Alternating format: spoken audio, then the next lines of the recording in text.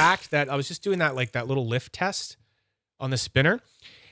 And it got me thinking about how I've been hearing a lot of reports about people like thinking that the lift test is like your be all end all of like, this is going to test the balance of a spinner.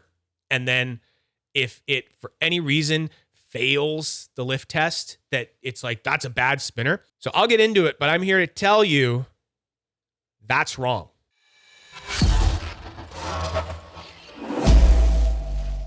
Fidget nerd. The lift test has been proven time and time again to really only be like a starting point, okay?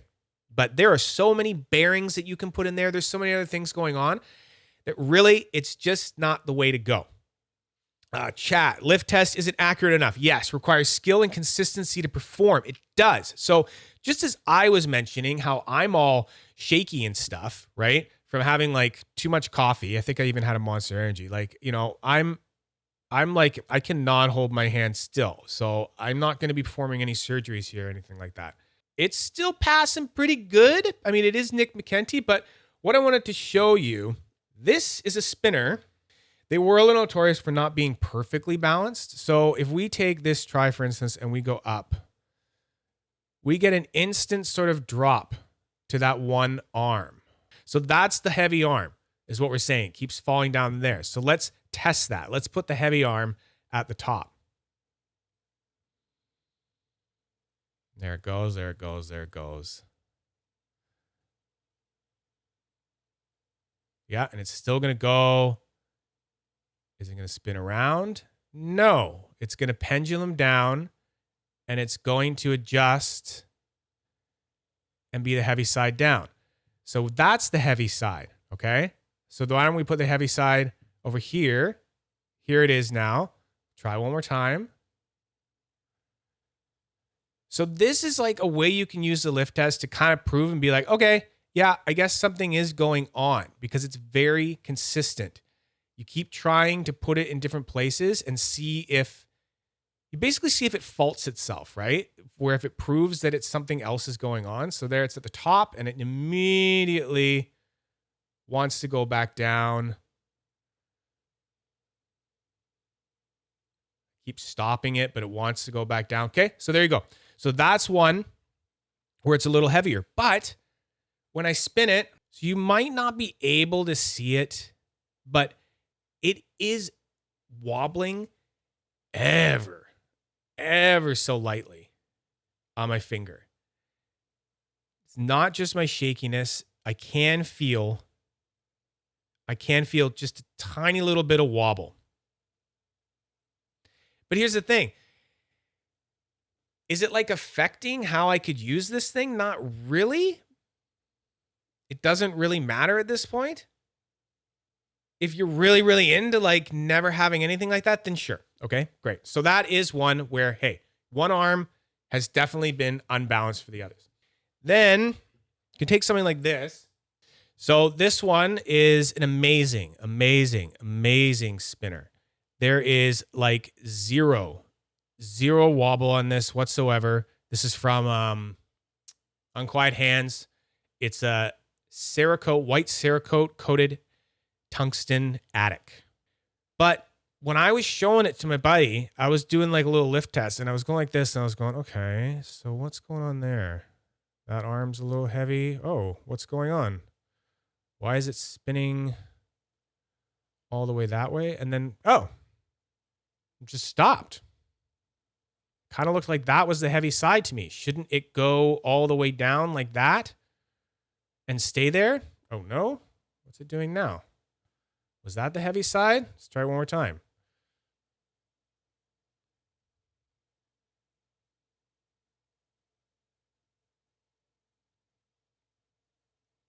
Maybe. I thought that was going to be heavy, but it doesn't go all the way down, right? So there's some of them where sometimes it's just the bearing that's doing it, right? So what I'm trying to get at here, you really can't go by this. You really can't go by this. And I want to stop seeing people like just taking a spinner and trying to say, oh, it's worthless. It needs to be sold or thrown away because look, it's not this like, still, pillar of stillness and beautiful balance and all this stuff, because it doesn't always work that way. Chat. Tight tolerance bearings will let a spinner pass the lift test and the spinner will still wobble. Very, very true. So what 2EDC Samuel was talking about there, he's talking about the wobble that you get side to side. If you try to wobble the bearing in there, see that? So the tolerance is how the inner race is sitting inside of the outer race with the balls. And see how there's just that tiny, tiny, tiny little wiggle? So that would be a bit of a looser tolerance. Tighter ones will wobble less like that, and that's what he's talking about, right? So tighter tolerance is they're holding the spinner more, right? Because there is that tighter tolerance, right? Sam, on the other side, some of the smoothest spinners in my collection don't pass the lift test, but are dead smooth on a one-finger spin. 100% true. So there's one here. I've got a handmade, okay? I have a handmade bronze spinema thing from Modusworks, okay? So by handmade, I mean that, all my spinners are made on CNC, except this one. This is old school, back in the day, made in a way where this was cut to precision.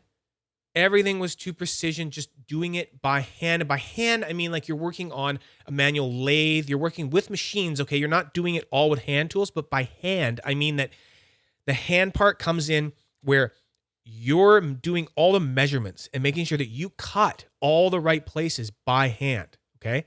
This is one of the absolute smoothest spinners that I have. So when I first got this, it didn't actually pass the lift test. It's kind of passing it now. But then for some reason, I lift it weird and then it goes that way. Okay, so what? That's the heavy side, so can I flip it? Can we try that again?